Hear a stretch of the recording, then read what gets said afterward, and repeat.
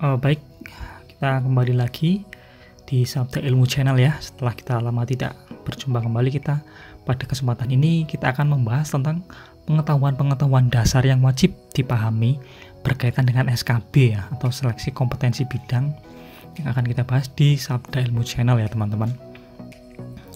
Seperti pada umumnya ya, sebelum kita membahas lebih lanjut, akan alangkah lebih baik kita mengetahui terlebih dahulu apa itu SKB. SKB sendiri merupakan singkatan dari seleksi kompetensi bidang atau seleksi sesuai jabatan yang dilamar. Kemudian merupakan tes kedua setelah SKD atau seleksi kompetensi dasar, dan juga memiliki bobot 60% terhadap kelulusan, sehingga persentase kelulusan SKB ini justru sangat menentukan ya setelah adanya tes SKD, karena bobotnya yang paling besar sekitar 60%. Kemudian siapa saja sih yang berhak mengikuti SKB, teman-teman? Nah, yang berhak mengikuti SKB yaitu yang pertama, lolos passing grade SKD, kemudian juga masuk ke perankingan 3 kali jumlah formasi yang dibutuhkan. Jika terjadi nilai yang sama-sama lolos passing grade dan nilai SKD sama, maka diurutkan dengan prioritas nilai itu TKP lebih tinggi, TIU lebih tinggi, dan terakhir itu TWK. Jadi misalkan nilainya sama-sama 400, si A 400 tapi TKP-nya 200, sedangkan si B TKP-nya hanya 198. Maka yang dipilih adalah si A yang memiliki nilai TKP lebih tinggi.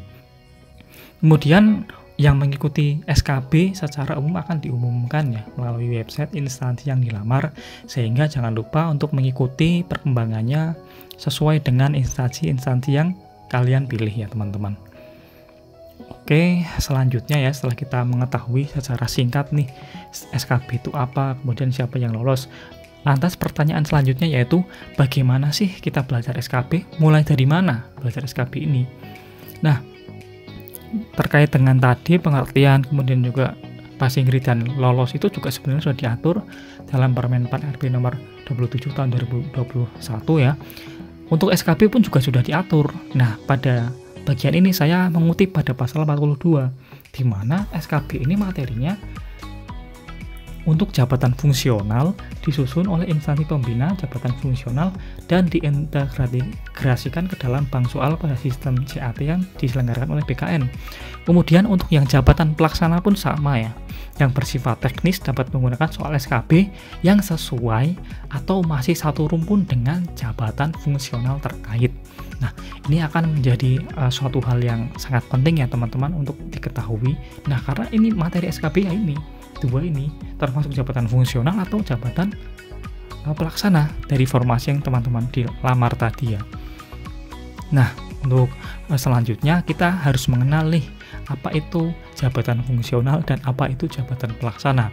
Secara pengertiannya dulu nih, jabatan fungsional menurut peraturan pemerintah nomor 40 tahun 2010 merupakan kedudukan yang menunjukkan tugas, tanggung jawab, wewenang, dan hak seorang PNS dalam suatu satuan organisasi yang dalam pelaksanaannya itu memiliki keahlian, keterampilan tertentu, serta bersifat mandiri. Nah, jadi untuk jabatan fungsional ini adalah jabatan-jabatan yang secara umum dia bersifat keahlian tertentu dan bisa bersifat mandiri. Sedangkan menurut Permen 4 RB nomor 41 tahun 2018, jabatan pelaksana dikelompokkan dalam klasifikasi jabatan PNS yang menunjukkan kesamaan karakteristik, mekanisme, dan pola kerja yang ada. Jadi kalau jabatan fungsional itu jabatan keahlian khusus, sedangkan kalau pelaksana ini lebih pada kesamaan karakteristik, mekanisme, dan pola kerja yang nantinya dikerjakan seperti itu. Nah, selanjutnya yaitu materi jabatan fungsional dan jabatan pelaksana ini kita dapat dari mana sih? Nah, ini salah satu poin terpenting ya, kita mengetahui jabatan fungsional dan jabatan pelaksana. Untuk jabatan fungsional sendiri nanti teman-teman bisa meng-google, cari daftar Permen 4 RB jabatan fungsional yang telah ditetapkan. Kemudian untuk jabatan pelaksana ini juga malah lebih mudah karena sudah tercantum dalam Permen 4 RB nomor 41 tahun 2018. Yang pertama, kita langsung saja buka daftar Permen 4 RB jabatan fungsional, diketik di Google, langsung saja kita buka seperti ini. Nah, ini nanti muncul di halaman pertama dari menpan.go.id. Ini kita buka ya teman-teman di sini. Nah, di sini sudah sangat lengkap ya. Nah, nanti teman-teman disesuaikan dengan yang pertama instansi pembinanya siapa. Misalkan teman-teman mendaftar di Kementerian Luar Negeri dengan posisi seorang diplomat ya. Maka di sini peraturan menterinya yaitu peraturan Permenpan RB nomor 4 tahun 2018. Nah, seperti itulah, nanti kita tinggal browsing lagi di Google untuk mencari peraturan menterinya ini. Nah, ini nanti dari peraturan tersebut nanti dibuka dan teman-teman bisa belajar dari situ, ya kan. Nah, ini juga sangat lengkap sekali. Ada beberapa macam, ada Kementerian SDM dan lain-lain sebagainya ya. Juga nanti jabatan-jabatan fungsional atau yang memiliki keterampilan tertentu ya. Seperti juga ini ada tentang guru nih, guru, dosen, ini sudah ada nomor berapa saja peraturan menterinya. Nah, di situ teman-teman harus pelajari ya peraturan menteri Pan RB-nya tersebut. Itu untuk jabatan-jabatan pelaksana jabatan fungsional, mohon maaf ya.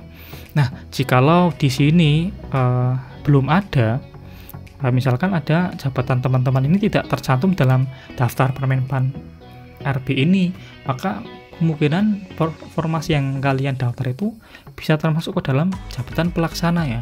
Nah, untuk jabatan pelaksana tinggal kita ketik Permenpan RB nomor 41 tahun 2018, tinggal kita ketik di sini. Kemudian nanti juga akan sangat banyak ya, tinggal buka yang Menpan nomor 41 tahun 2018. Nah, di sini sangat banyak sekali ya teman-teman untuk formasi-formasi yang yang ada, tinggal kita nanti buka dan sesuaikan. Nah, di sini misalkan saya langsung men-scroll ya. Misalkan di sini saya mencari untuk mencari rumpunnya dulu ya. Ini juga sangat penting ya teman-teman.